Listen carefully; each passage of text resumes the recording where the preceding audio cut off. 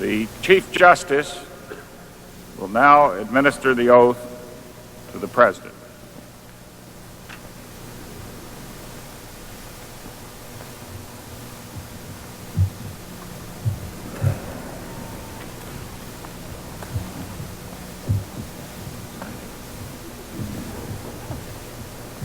President, are you ready to take the oath? Yeah. You'll raise your right hand and repeat after me.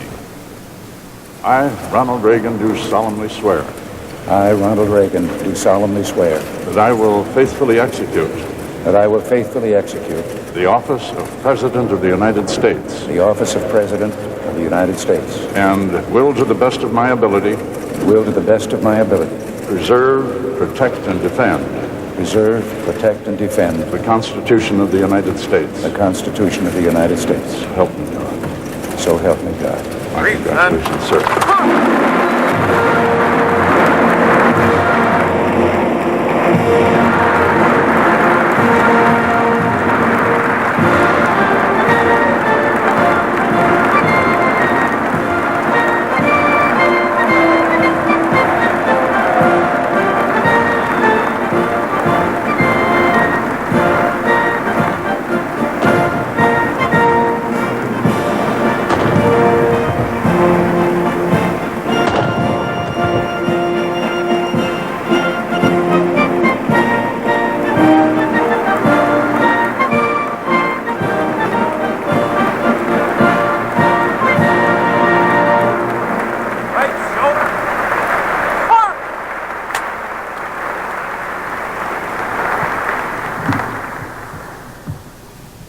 Senator Mathias, Chief Justice Berger, Vice President Bush, Speaker O'Neill, Senator Dole, Reverend clergy, and members of my family and friends, and my fellow citizens,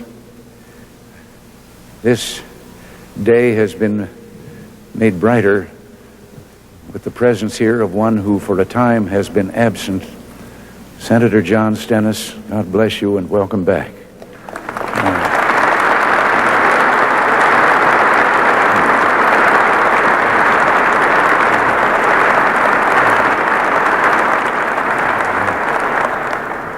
There is, however, one who is not with us today. Representative Gillis Long of Louisiana left us last night, and I wonder if we could all join in a moment of silent prayer.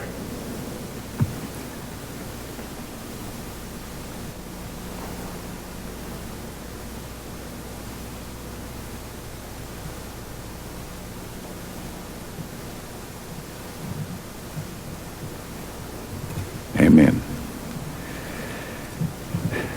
There are no words adequate to express my thanks for the great honor that you've bestowed on me. I'll do my utmost to be deserving of your trust. This is, as Senator Mathias told us, the 50th time that we, the people, have celebrated this historic occasion.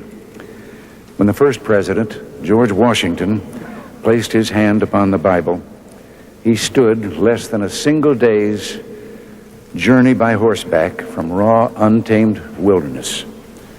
There were 4 million Americans in a union of 13 states. Today, we are 60 times as many in a union of 50 states. We've lighted the world with our inventions, gone to the aid of mankind wherever in the world there was a cry for help, journeyed to the moon and safely returned. So much has changed, and yet we stand together as we did 2 centuries ago. When I took this oath 4 years ago, I did so in a time of economic stress. Voices were raised saying that we had to look to our past for the greatness and glory. But we, the present-day Americans, are not given to looking backward. In this blessed land, there is always a better tomorrow. 4 years ago, I spoke to you of a new beginning, and we have accomplished that. But in another sense, our new beginning is a continuation of that beginning created 2 centuries ago, when, for the first time in history, government, the people said, was not our master, it is our servant. Its only power, that which we, the people, allow it to have. That system has never failed us. But for a time, we failed the system.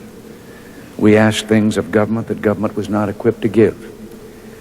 We yielded authority to the national government that properly belonged to states or to local governments or to the people themselves. We allowed taxes and inflation to rob us of our earnings and savings and watched the great industrial machine that had made us the most productive people on earth slow down and the number of unemployed increase. By 1980, we knew it was time to renew our faith, to strive with all our strength toward the ultimate in individual freedom consistent with an orderly society. We believed then and now there are no limits to growth and human progress when men and women are free to follow their dreams. And we were right.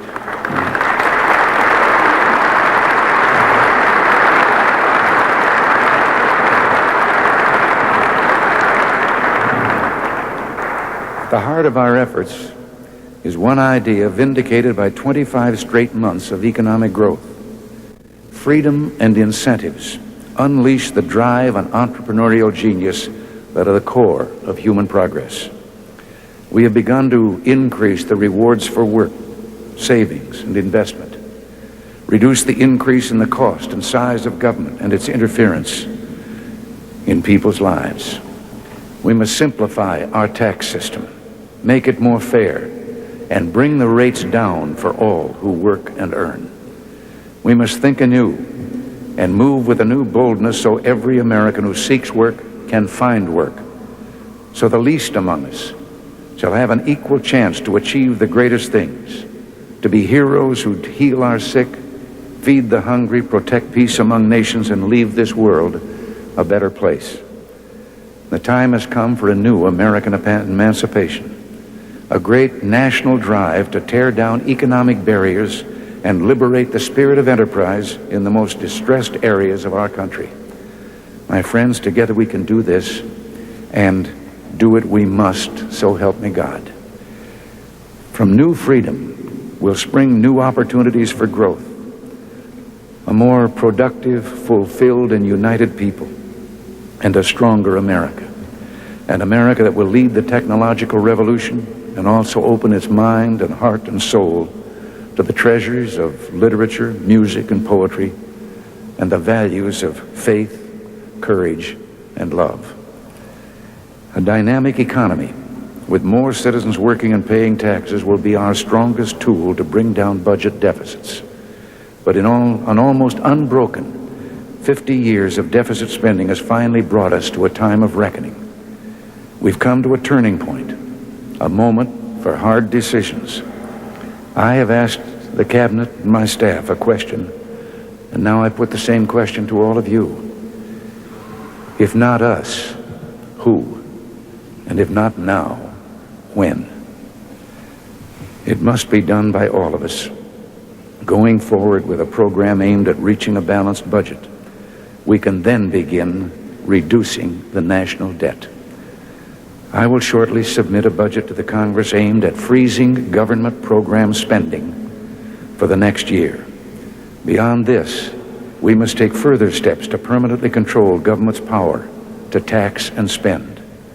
We must act now to protect future generations from government's desire to spend its citizens' money and tax them into servitude when the bills come due. Let us make it unconstitutional for the federal government to spend more than the federal government takes in.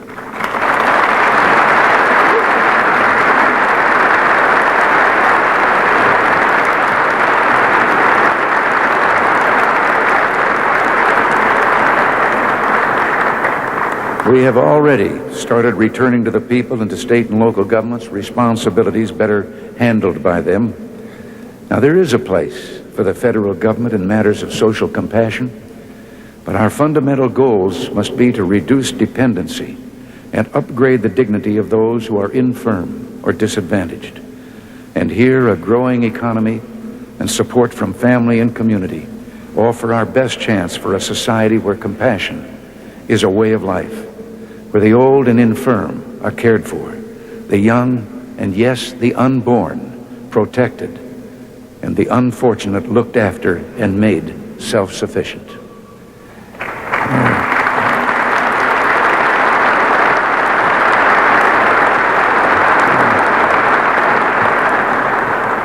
Now, there is another area where the federal government can play a part.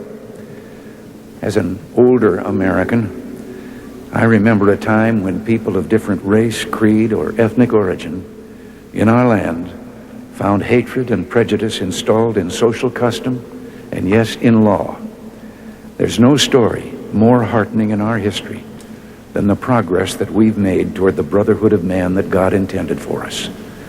Let us resolve there will be no turning back or hesitation on the road to an America rich in dignity and abundant with opportunity for all our citizens.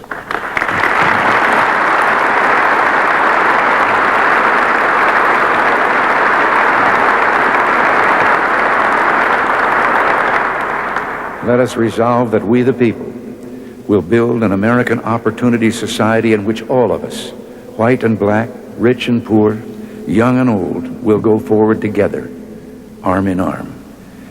Again, let us remember that though our heritage is one of bloodlines from every corner of the earth, we are all Americans pledged to carry on this last best hope of man on earth.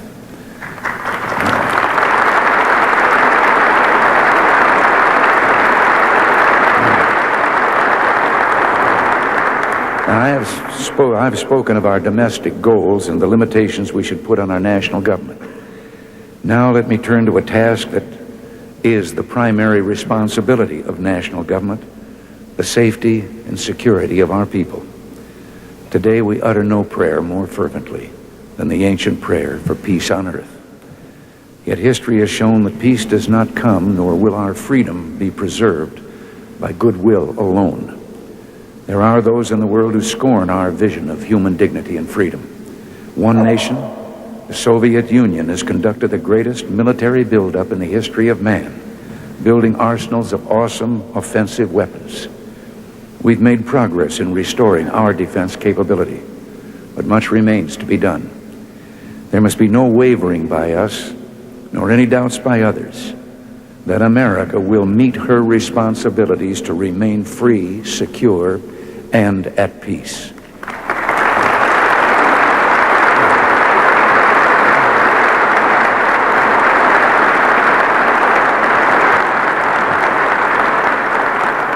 There is only one way safely and legitimately to reduce the cost of national security, and that is to reduce the need for it. And this we're trying to do in negotiations with the Soviet Union. We're not just discussing limits on a further increase of nuclear weapons. We seek instead to reduce their number. We seek the total elimination one day of nuclear weapons from the face of the earth.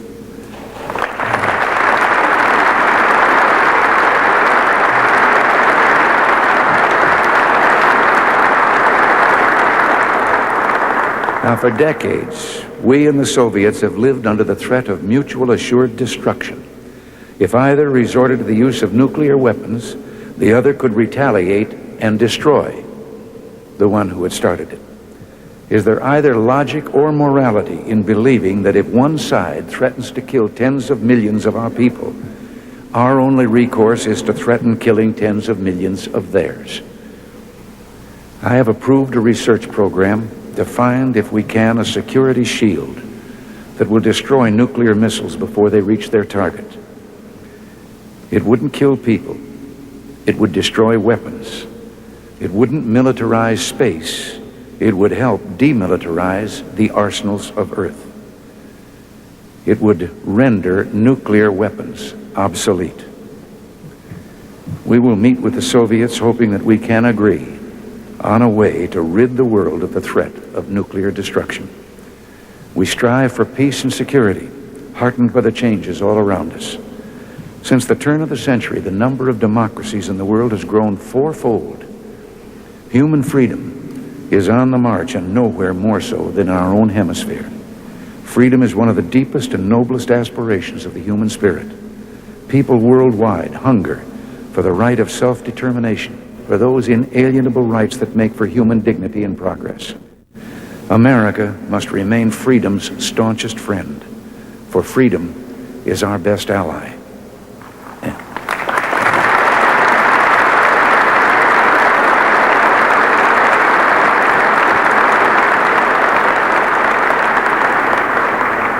And it is the world's only hope to conquer poverty and preserve peace. Every blow we inflict against poverty will be a blow against its dark allies of oppression and war. Every victory for human freedom will be a victory for world peace. So we go forward today, a nation still mighty in its youth and powerful in its purpose. With our alliances strengthened, with our economy leading the world to a new age of economic expansion, we look to a future rich in possibilities. And all of this is because we worked and acted together, not as members of political parties, but as Americans. My friends, we live in a world that's lit by lightning. So much is changing and will change, but so much endures and transcends time. History is a ribbon, always unfurling. History is a journey. And as we continue our journey, we think of those who traveled before us. We stand again at the steps of this symbol of our democracy, or we would have been standing at the steps if it hadn't gotten so cold. Now we're standing inside this symbol of our democracy. And we see and hear again the echoes of our past. A general falls to his knees in the hard snow of Valley Forge. A lonely president paces the darkened halls and ponders his struggle to preserve the Union. The men of the Alamo call out encouragement to each other. A settler pushes west and sings a song, and the song echoes out forever and fills the unknowing air. It is the American sound. It is hopeful, big-hearted, idealistic, daring, decent, and fair. That's our heritage. That's our song. We sing it still. For all our problems, our differences, we are together as of old. We raise our voices to the God who is the author of this most tender music. And may he continue to hold us close as we fill the world with our sound in unity, affection, and love. One people, under God, dedicated to the dream of freedom that he has placed in the human heart, called upon now to pass that dream on to a waiting and a hopeful world. God bless you, and may God bless America.